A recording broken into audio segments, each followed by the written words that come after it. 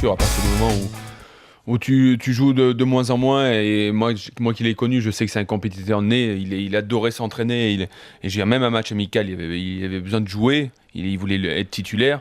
Donc je veux dire, là, de ne pas jouer, ça devait être juste insupportable pour lui.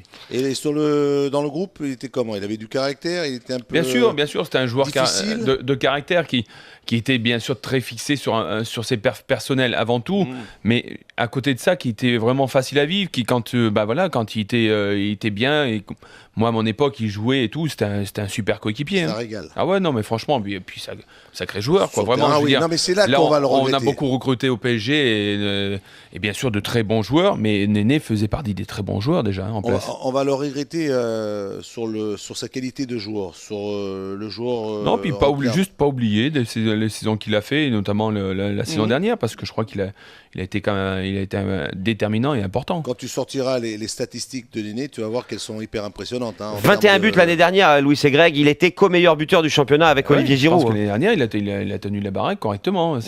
Sans Néné, le PSG aurait beaucoup plus galéré que ça. Il a déclaré sur son site internet qu'il pensait qu'il allait pouvoir trouver une solution, un consensus avec le club, et qu'il devrait être libéré de son contrat.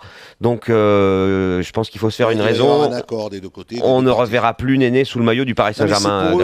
Pour eux, c'est important, pour le Paris Saint-Germain, de se séparer de Néné. Pourquoi? Tu ne peux pas garder un joueur comme Néné sans le faire jouer et de le laisser sur la touche. Voilà, parce que Néné, il a envie de jouer, Néné, il a envie d'être sur le terrain, Néné n'a pas envie de rester sur le banc ou de rester en tribune. Voilà. Après, il n'a peut-être pas eu le bon comportement à partir du moment où Carlo Ancelotti est arrivé. Moi, je pense que ce qui lui reproche... En tout cas, c'est ce que déclarait Carlo Ancelotti, parce que tout simplement, peut-être Néné n'était plus la star du Paris Saint-Germain. On en parlait dès le départ de ça. Je vais te dire là où il a signé son arrêt de mort, je vais te dire où c'est à quel moment. C'est le jour de Porto, au Parc des Princes, lorsqu'il a commencé à s'échauffer, il est revenu sur le banc et Carlo a certainement envoyé 2 autres joueurs à s'échauffer.